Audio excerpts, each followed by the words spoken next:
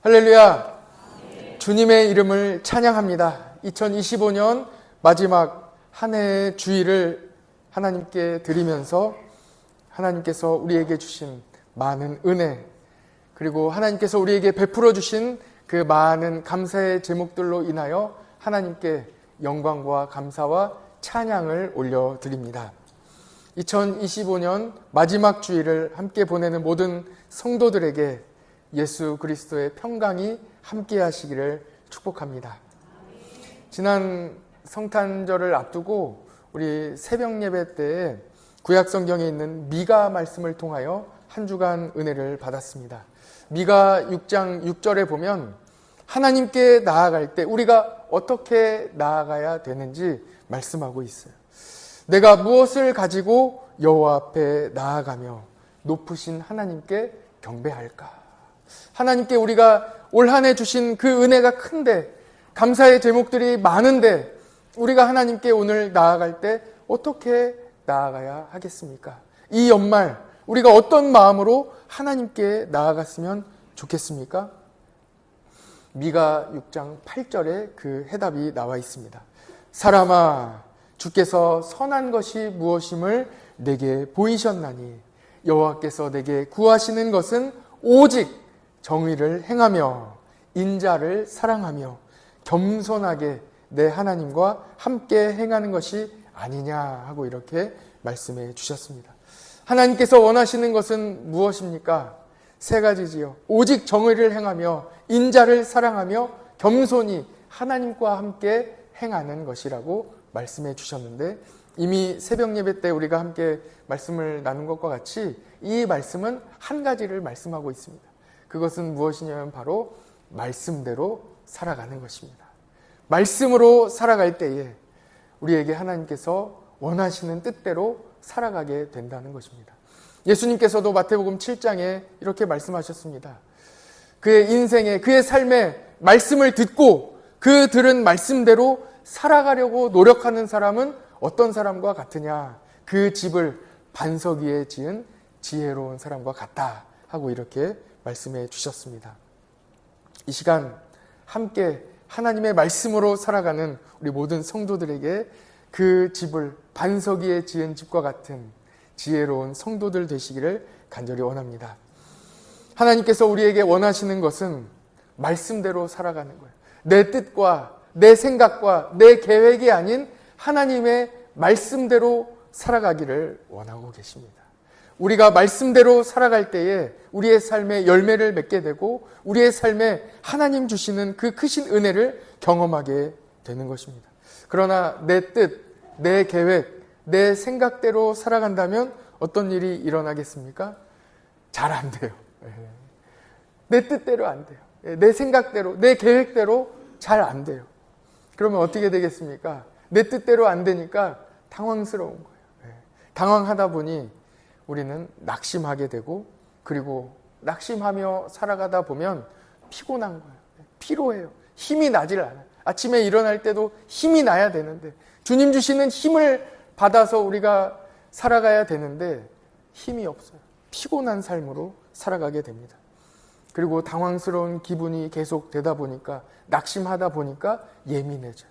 그래서 작은 일에도 화가 나고 분노를 표출하게 되는 예민한 삶으로 또한 살아가게 됩니다.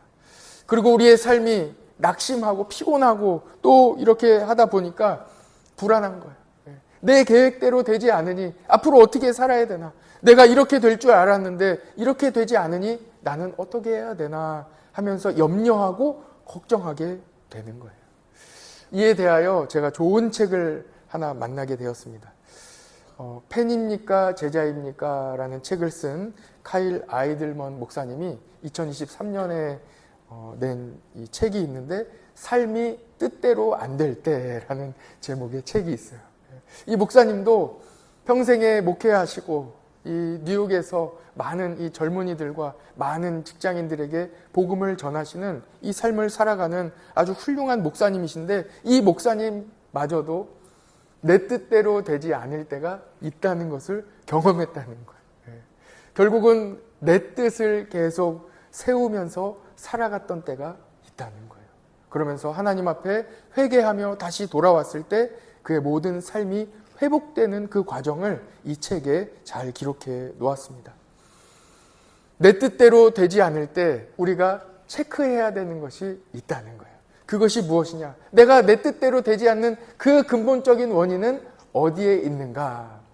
그 근본적인 원인은 예수님과 연결되어 있지 않다는 데에 있다는 것입니다. 내 삶이 낙심이 있고 내 삶이 불안과 염려가 있고 내 삶에 자꾸 걱정이 있다면 그때는 바로 예수님과 내가 연결되어 있는가를 체크해야 된다고 이야기하고 있습니다. 나는 지금 예수님과 연결되어 있는가? 요한복음 15장에는 예수님께서 나는 포도나무요 너희는 가지라. 너희가 내 안에 내가 너희 안에 거하면 너희가 열매를 많이 맺나니 너희가 나를 떠나서는 아무것도 할 수 없음이라 하고 말씀해 주셨습니다. 우리는 가지예요. 예수님은 포도나무이십니다. 우리가 우리 가지가 포도나무에 딱 붙어 있어야 나무로부터 나오는 모든 영양분을 공급받게 되고 가지가 살아나게 되고 잎이 무성하게 되고 그리고 결국 때가 되면 열매를 맺게 된다는 거예요. 그런데 예수님께서 요한복음 15장에 어떻게 말씀하셨냐면 열매를 많이 맺는다는 거예요.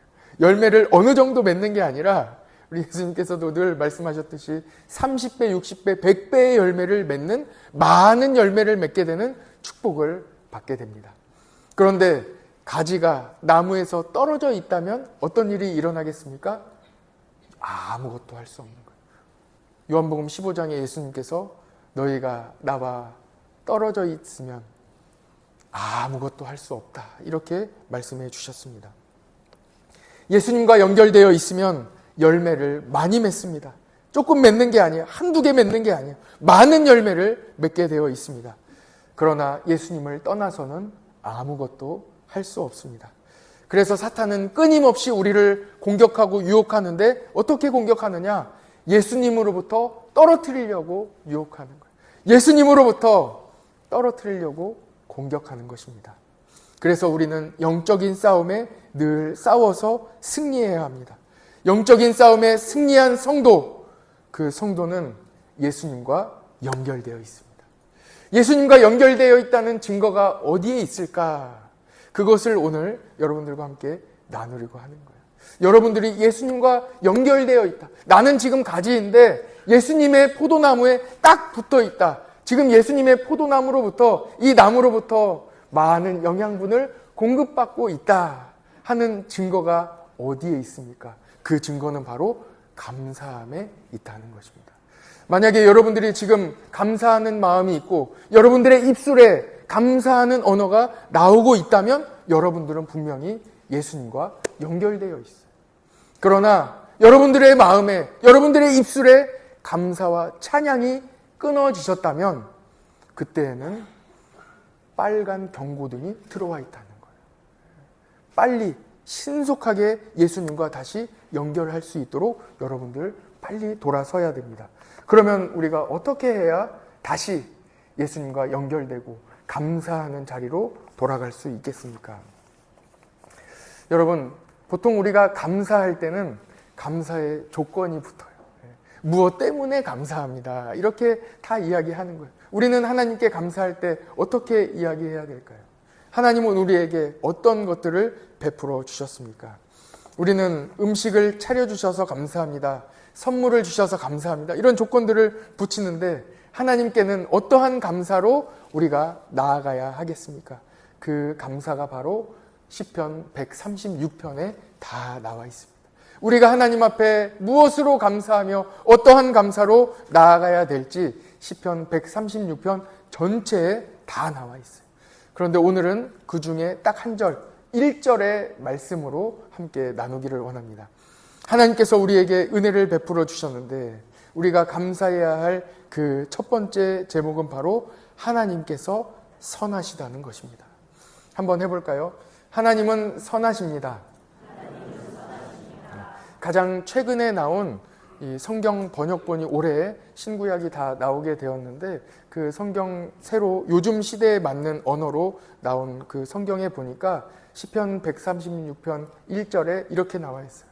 하나님께 감사하세요. 하나님은 좋은 분이시기 때문입니다. 하나님은 좋은 분이시라는 거예요. 지금 우리 개역개정 우리 성경에는 선한 분이라고 나와 있는데 또 요즘 언어로 표현을 하자면 하나님은 좋은 분이시기 때문에 함께 하나님께 감사함으로 나아가야 한다는 것입니다. 여러분, 하나님은 선한 분이십니다. 선하신 하나님께서 우리를 구원해 주시는데 선한 방법으로 구원해 주시는 거예요.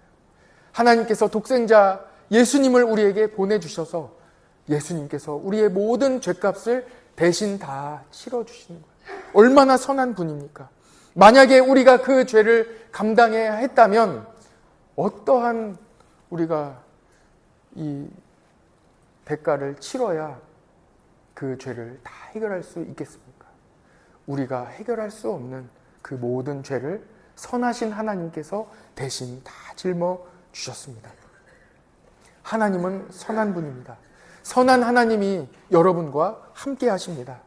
선한 하나님께서 선한 계획 가운데 여러분들의 인생을 다 인도해 주시는 거예요. 선한 목자 되신 우리 하나님께서 여러분들의 인생을 인도해 주십니다. 그러므로 여러분 걱정할 필요가 있습니까? 없습니까? 없어요. 좀 확실하게 좀 대답해 주세요.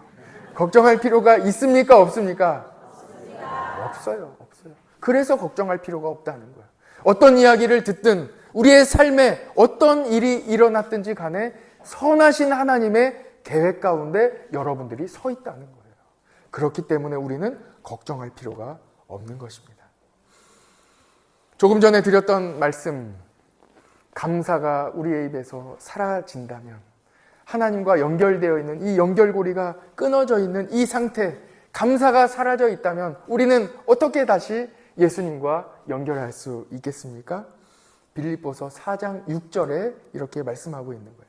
아무것도 염려하지 말고 다만 모든 일에 기도와 간구로 너희 구할 것을 감사함으로 하나님께 아뢰라 하고 말씀하고 있습니다. 하나님께 감사로 나아가야 되는데 그 첫 번째는 어떤 것입니까? 빨리 기도하라는 거예요. 하나님, 저 지금 감사가 사라졌습니다.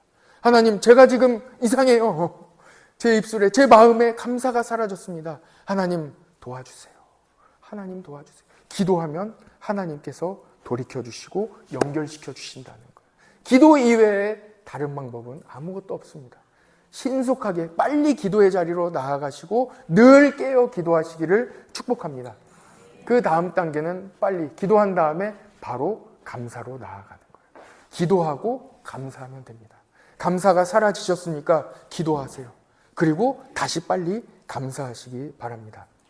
하나님께서 우리에게 원하시는 것은 말씀대로 사는 거예요. 말씀대로 살아가는 삶은 이 세상의 삶이 풍파가 일어나고 폭풍이 일어나고 수많은 환난과 고난이 다 일어날 때에 말씀대로 살아가는 사람은 견고한 반석 위에 세워진 집과 같이 그 집이 흔들리지 않는다는 거예요. 그러나 말씀을 의지하며 살아가지 않는 사람은 모래 위에 지은 집과 같이 휩쓸려 가는 거예요. 여러분, 말씀대로 사시기를 축복합니다. 오늘 주시는 이 말씀은 어떤 것입니까? 감사하라는 거예요. 감사하는 사람은 예수님과 연결되어 있다는 말씀입니다. 기도하고 감사하시기를 바랍니다. 빌립보서 4장 9절에는 너희는 내게 배우고 받고 듣고 본 바를 행하라 하고 말씀하고 계시거든요. 우리가 예수님께 배우고 받고 듣고 본 바는 무엇입니까? 기도하는 거예요. 그리고 감사하는 거예요. 이번 한 주간 여러분 연말과 연초를 지내는 우리 이때에 마지막 때에 기도하시고 감사하시기를 바랍니다. 감사는 구원받은 성도가 하나님께 드릴 수 있는 최고의 영광입니다. 예수님께서 나병 환자 10명을 고쳐주셨을 때 딱 한 사람이 와서 예수님께 감사드리거든요. 그때 이렇게 기록되어 있습니다. 누가복음 17장 15절 16절에 그 중에 한 사람이 자기가 낳은 것을 보고 큰 소리로 하나님께 영광을 돌리며 돌아와, 예수님께 돌아와 예수님 발 아래 엎드려 감사하니 그는 사마리아 사람이라. 이렇게 기록하고 있는 거예요. 성경은 두 가지를 주목하고 있습니다. 감사하는 사람을 주목하는 거예요. 누가 감사하느냐? 10명의 사람이 다 고침을 받았지만 감사하는 그 한 사람을 주목하고 있는 거예요. 하나님은 감사하는 사람을 늘 주목하고 계십니다. 그래서 감사해야 되는 거예요. 그러면 어떤 사람이 감사할 수 있느냐? 누가복음 17장에 이 한 명, 하나님 예수님께 감사한 이 한 사람이 어떤 사람인지를 주목하고 있는데 그는 바로 사마리아 사람이었다 하고 성경에 기록하고 있습니다. 성경은 그가 사마리아 사람임을 주목하고 있는 거예요. 다른 사람들은 다 돌아오지 않았지만 사마리아 사람이 돌아왔다는 거예요. 사마리아는 예루살렘, 우리 이스라엘 사람들에게 핍박받고 무시당했던 사람이에요. 그가 질병에 걸린 거예요. 무시당하는데 또 질병에 걸려서 더 무시를 당했던 이 고난의 삶이었습니다. 그 사마리아 사람이 나는 사마리아 사람임을 인정하며 예수님께 돌아올 수 있었다는 거예요. 누가 하나님께 감사할 수 있습니까? 내가 연약한 자임을, 나는 아무것도 할 수 없는 자임을, 나는 죄인임을 고백하는 사람이 하나님 앞에 감사하며 나아갈 수 있다는 것입니다. 사도 바울도 하나님의 이 모든 은혜가 충만한 이 상황이라고, 나는 하나님의 은혜로 지금 충만합니다라고 고백하며 그때 이어서 어떻게 이야기하냐면 나는 죄인 중에 괴수입니다. 내가 죄인 중에 괴수임을 고백할 때, 내가 연약함을 고백할 때 하나님의 은혜로 충만하게 됩니다. 마태복음 16장 24절에도 이에 예수께서 제자들에게 이르시되 누구든지 나를 따라오려거든 자기를 부인하고 자기 십자가를 지고 나를 따를 것이니라, 이렇게 말씀해 주셨습니다. 우리는 예수님과 연결되어 있어야 합니다. 예수님과 연결되어 예수님이 가신 그 길을 따라가야 합니다. 그래야 삶의 열매를 맺습니다. 열매를 맺되 많이 맺습니다. 우리의 삶에 낙심이 찾아왔을 때, 피곤할 때, 짜증날 때, 예민할 때, 근심과 걱정이 찾아왔을 때 우리는 보통 어떻게 해결하려고 합니까? 일단 예배를 좀 쉬려고 해요. 피곤하니까 예배를 쉬고 봉사의 자리를 내려놓으려고 해요. 이것은 잘못된 해결 방식입니다. 우리의 삶에 어려움이 찾아오고 내 이 감정에 이 어려움이 찾아왔을 때 우리는 어떻게 해결해야 하겠습니까? 예수님과 연결되어 있는지를 확인해야 되는 거예요. 내가 지금 예수님과 연결되어 있는가? 나의 마음에, 나의 입술에 감사가 나오고 있는가? 여러분들의 삶에 감사로 가득하시기를 축복합니다. 지난 한 해 많은 일들이 있었지만 그 모든 일에 감사로 채워지시기를 간절히 바랍니다. 오늘 아침에 김태영 목사님께 문자가 왔어요. 김태영 목사님은 우리 안동 출신으로 한국교회를 대표하시는 자리까지 계셨던 분이었습니다. 그분이 저에게 아주 짧은 문자를 보내주셨는데 목사님의 문자를 받고 답을 드리면서 제가 이렇게 그 핸드폰에 음성 인식으로 단문을 이렇게 보냈는데 음성 인식으로 문자를 보내다가 그렇게 운 적은 또 처음이에요. 그래서 함께 소개해 드리려고 합니다. 우리 김태용 목사님이 저에게 문자를 어떻게 주셨냐면 굿모닝, 목회 어렵겠소이다. 그럼에도 복된 주일 되시기를, 이렇게 문자를 보내주셨어요. 주일 새벽에 이 문자를 보내주신 거예요. 아마 목사님께서는 많은 의미가 담겨 있겠죠. 인구가 감소하고 지금 마지막 때로 향해 가면서 세상 가운데 더 복음을 받아들이는 사람이 없어지는, 그리고 많은 사람들이 이 세상에서 마음이 차가워지는 이 시대 가운데 목회하기가 참 어렵지 않겠냐. 그러므로 너는 좀 힘을 내라 하는 말씀으로 저에게 이렇게 문자를 주셨습니다. 근데 답장을 보내면서 제가 많이 울었어요. 감사합니다, 총회장님. 목사님 말씀을 기억하며 기쁨으로 목회를 감당하고 있습니다. 그래도 목사님 목회하실 때에 비하면 지금은 따뜻하고 먹을 것이 있고 사는 집도 따뜻합니다. 밤새 몇 번이고 연탄 갈 일도 없습니다. 목사님은 교회 새벽마다 일찍 나가셔서 예배당에 불을 피우며 연기를 마시며 준비하셨는데 저는 그렇게 불을 피우지 않아도 됩니다. 목사님, 이것만으로도 목사님께서 이루신 수많은 복을 저희가 이미 누리고 있습니다. 평생에 목사님, 하나님만 바라보고 목회해 주셔서 감사드려요. 저도 그 길을 따라가겠습니다. 주일 아침 목사님 연락을 받으니 힘이 납니다. 목사님 사랑합니다. 이렇게 보내드렸습니다. 여러분, 낙심하지 마시고 어떤 삶에도 감사하시기 바랍니다. 우리의 세상이 아무리 차가워질지라도 우리에게는 하나님이 보내주신 동역자들이 있습니다. 하나님이 우리에게 베풀어 주신 은혜와 감사함이 우리와 함께하고 있습니다. 먼 곳에 있지 않아요. 여러분들 주변에, 여러분들 바로 옆에, 여러분들 가정에 여러분들이 함께하고 계신 그 분이야말로 하나님께서 보내주신 동역자이고 하나님께서 여러분에게 신앙생활을 같이 하라고 보내주신 하나님의 놀라운 은혜의 사람들입니다. 저는 여러분들이 정말 귀합니다. 좋은 성도 어디에 있습니까? 바로 여러분들입니다. 좋은 선생님 어디에 있습니까? 바로 지금 우리 교회학교에서 지금 봉사하고 있어요. 이 세상에 최고의 찬양대 어디 있습니까? 우리 은혜 풍성한 찬양대요. 일부는 사랑 가득한 찬양대고 다 잘하고 있습니다. 너무나도 잘하고 있습니다. 좋은 성도, 다니엘과 같이 이 시대를 이끌어갈 믿음의 자녀 어디에 있습니까?